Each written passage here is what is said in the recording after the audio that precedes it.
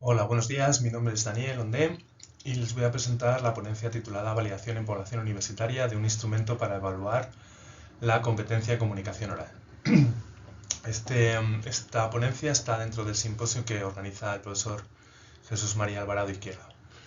Bien, la competencia oral implica la capacidad de expresar e interpretar conceptos, pensamientos, sentimientos, hechos y opiniones de forma oral y de interactuar lingüísticamente de manera apropiada y creativa en una amplia gama de contextos sociales y culturales.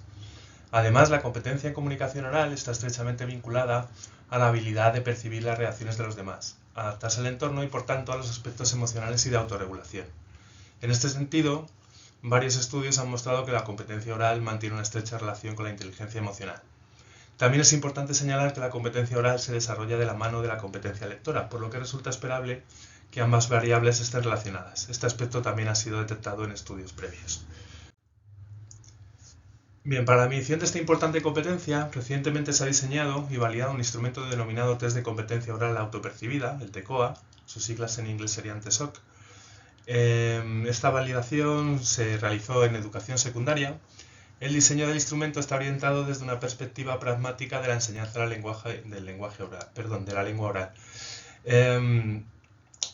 La conceptualización de esta medida surge a partir de 5 dimensiones. Las tienen ahí indicadas: gestión de la interacción, multimodalidad y prosodia, coherencia textual y cohesión, estrategias argumentativas, léxico y terminología, con un total de 22 ítems que tenían respuestas graduadas entre el 1 y el 7, donde el 1 indicaba casi nunca ejecutaban el contenido que tenía cada uno de los ítems, o casi siempre. Aquí tienen algunos ejemplos de ítems. Por ejemplo, en gestión de la interacción, que tiene solo 3 ítems, pues el segundo de los ítems se descuidas tu lenguaje de manera que tus palabras no molestan a los y las demás. O por ejemplo, en estrategias argumentativas tendríamos ítems del estilo: en tus explicaciones incluyes otros puntos de vista e información contraria a la tuya. Bien, este estudio de validación consistió primero en una aproximación de tipo piloto con 168 estudiantes, donde se seleccionaron los 22 ítems iniciales que les había mostrado anteriormente, a partir de su mayor grado de discriminación desde una perspectiva psicométrica y desde también el juicio de los expertos, ¿no?, que están en el grupo de investigación. Después, una vez que se seleccionaron estos 22 ítems, se aplicó un grupo normativo bastante más elevado, con 960 estudiantes, y se encontraron distintos tipos de evidencias. Me voy a concentrar en las que están relacionadas con la estructura interna a partir del análisis factorial confirmatorio, y de las que tiene que ver con otras variables, con la relación de otras variables de la red nomológica, ¿no? El modelo de 5 factores correlacionados, es decir, el modelo factorial que incluía estas 5 dimensiones que habíamos comentado anteriormente, mostró un buen ajuste. Si bien es verdad que las distintas factores que salían del análisis factorial presentaron una correlación elevada en muchos casos. Bueno, ahí tienen un rango entre 0,36 y 0,82, pero la mayoría de las correlaciones eran, digamos, moderadas tirando a altas. Esto dio pie a pensar en la posibilidad de valorar un modelo bifactor. El modelo bifactor lo que hace es, digamos, descomponer la varianza de los ítems en un factor general, que es el que acumularía toda la varianza que es común a todos los ítems, y luego lo que hace es desagregar el resto de información que queda por explicar en las distintas facetas, ¿no? Entonces tendríamos un modelo bifactor con un factor general y 5 facetas de contenido que tienen que ver con las 5 dimensiones que les comentaba anteriormente. Este modelo obtuvo bastante buen ajuste. Eso en sí mismo no es excesivamente novedoso, porque es un modelo que suele ajustar bien. Más interesante es que algunos índices, como el Explained Common Variance, ECV, y el omega jerárquico, pues obtuvieron unos valores que pueden ver ahí. Bueno, la presentación tapa un poquito lo que viene ahí. Digamos que en esta parte de la presentación estaría el omega jerárquico. Bueno, valores que, según recomendaciones de varios autores, permiten considerar la medida como esencialmente unidimensional. ¿Qué significa esto de esencialmente unidimensional? Pues que una sola puntuación obtenida a partir de la puntuación total del test sirve para reflejar bien el constructo que se quiere medir en términos generales. Si bien podría haber algunas facetas de contenido que permiten hacer matizaciones entre las distintas respuestas de los participantes. Bueno, además de esta estructura interna, también se mostró que el TECOA pues tenía relación con otras variables como inteligencia emocional que comentaba al principio, una correlación de 0,483, y con estrategias relacionadas con comprensión lectora. Ambas medidas están tomadas con dos tests que se suelen utilizar para evaluar estos constructos, como el TMMS24, Trade Method Mood Scale 24 ítems, y la versión reducida del Martian, que también obtuvo una correlación, digamos, moderada tirando a elevada, ¿no? 0,441. Los modelos que se pusieron a prueba son estos. No se verá igual muy bien, pero digamos que aquí están las 5 facetas de contenido, las 5 dimensiones que se conceptualizan a nivel teórico. Este sería el modelo de 5 factores correlacionados y este sería el modelo bifactor, donde tenemos este factor general que explica una buena cantidad de varianza de las respuestas de los participantes junto a las 5 facetas que teníamos en este modelo de factores correlacionados.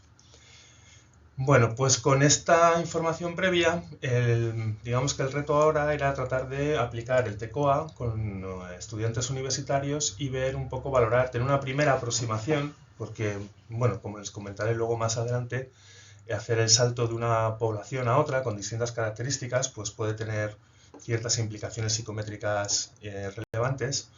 Pero bueno, en esta primera aproximación lo que hicimos fue aplicar el TCOA a 319 estudiantes universitarios con esta estructura, digamos, esta composición de 22 ítems, los mismos que teníamos en educación secundaria, con el objetivo de recoger información preliminar que pudiera servirnos para valorar qué necesidades de adaptación tenía la prueba. Es decir, antes de adaptarla sin datos, preferimos hacer una primera aproximación empírica en la que fundamentar un poco nuestras decisiones luego de cara a la adaptación.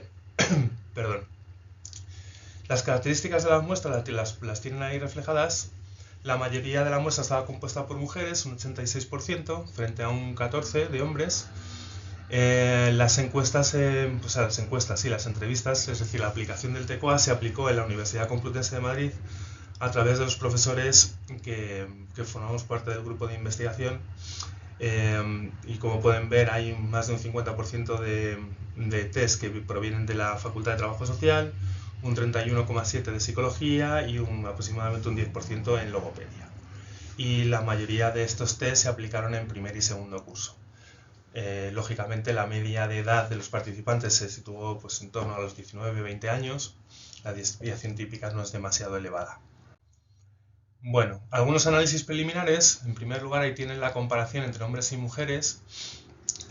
No arrojó grandes diferencias significativas en la puntuación promedio en casi ninguno de los ítems, solo en estos tres, en el ítem 5 aquí, en el 13 y en el 17 se obtuvieron puntuaciones estadísticamente significativas, más elevadas en el caso de las mujeres. En cuanto al curso, primer curso, porque era el más, donde más test recogimos, pues tampoco arrojó demasiadas diferencias significativas respecto al resto, solo 2 ítems en el caso del 1 y el 15. Y en términos de facetas de contenido, ¿no?, de dimensiones, como pueden ver, una cosa que nos llamó la atención desde el principio es que la puntuación media de los ítems en cada una de estas dimensiones es bastante o sensiblemente más elevada en el caso de los estudiantes universitarios que los estudiantes de educación secundaria. Bien, siguiendo con los análisis preliminares, empezamos con la evaluación un poco de la dimensionalidad que podrían tener los datos. Ahí tienen a nivel gráfico lo que sería la matriz de correlaciones. No sé si se puede observar bien, pero digamos que no hay una distribución bastante clara en facetas. Más bien lo que está apuntando es que los ítems correlacionan en general entre sí, de una manera generalizada, podríamos decir. Calculamos los autovalores que surgen del análisis factorial. Aquí solo he puesto los 6 primeros. Y aplicamos análisis paralelo también para ver qué tipo de dimensionalidad nos podía recomendar. El análisis paralelo nos sugirió 5 factores que surgen un poco, ven, de esta distinción entre estos 5 primeros autovalores y el resto, en el sentido de que estos están por encima del valor 1, que es el que se sigue habitualmente con la regla de Kaiser mayor que 1. No obstante, también es reseñable que entre el primer autovalor y el segundo hay bastante diferencia. Y eso si se observa este gráfico de este script plot, donde se proyectan, digamos, los valores de los autovalores, pues la diferencia entre el primero y el segundo es muy elevada y eso podría estar indicando la presencia de un factor general fuerte. Digamos de alguna manera que estos análisis preliminares van convergiendo con esta idea del modelo bifactor que se presentó en el estudio con educación secundaria, de que aun habiendo facetas de contenido, parece que un factor global general, una puntuación total, podría reflejar bien distintos niveles de constructo entre los distintos participantes. Aplicamos con estos datos análisis factorial confirmatorio, en principio siguiendo los modelos que se habían propuesto en educación secundaria, lo que pasa es que estos modelos no obtuvieron un adecuado ajuste. Por esta razón pensamos que, bueno, y viendo un poco la solución que salía en análisis factorial previo, el exploratorio, parecía que las distintas facetas no terminaban de verse reflejadas con claridad, no salía la misma estructura que teníamos en el estudio previo en educación secundaria. Entonces decidimos, en base a esos resultados del modelo bifactor, aplicar un modelo unifactorial, que sí que recibió buen ajuste, aunque es verdad que obtuvo mejor ajuste cuando desagregábamos por hombres y mujeres, ¿no? Aquí pueden ver las diferencias de ajuste cuando segmentábamos el archivo entre estos dos grupos. Estos resultados son consistentes con la idea del modelo bifactor. Por otro lado, en términos de fiabilidad, entendiendo que tenemos una sola dimensión, pues no teníamos ningún ítem especialmente que no fomentara la consistencia interna. Esto lo vemos aquí en esta columna de correlación elemento total corregida, que es el índice de homogeneidad corregido del test. No teníamos ningún ítem que claramente, redujera los niveles de fiabilidad de la consistencia interna. Y luego, en cuanto a la relación con otras variables, utilizando las mismas que se utilizaron en el estudio en secundaria, pudimos observar que se mantenían los mismos patrones, es decir, TECOA se relaciona estadísticamente de manera significativa y de forma lineal con la visión que tienen, la autopercepción que tienen los estudiantes de sí mismos como lectores, si son buenos o malos lectores, con las puntuaciones en estrategias metacognitivas de comprensión lectora, con el MARSI, y con inteligencia emocional, con el test TMMS. Si desagregábamos por hombres y mujeres, también vimos una cosa que nos llamó la atención y que tendremos que revisar y estudiar, que tiene que ver con que las correlaciones de estas variables en el caso del grupo de hombres no diría significativamente necesariamente, pero sí llama la atención que son ostensiblemente mayores en el caso de los hombres que en el de las mujeres. En fin, como conclusiones, podríamos considerar que tenemos ante nosotros un estudio piloto con unos resultados preliminares del TECOA en universidad. Aunque la muestra no es excesivamente pequeña, pero sí que es verdad que tenemos una proporción de hombres bastante limitada, por lo que podemos entender que se han producido sesgos de selección en cuanto al sexo y la titulación. Esto lo estamos viendo un poco también en diferencias de ajuste entre los modelos y en diferencias en las correlaciones con otras variables.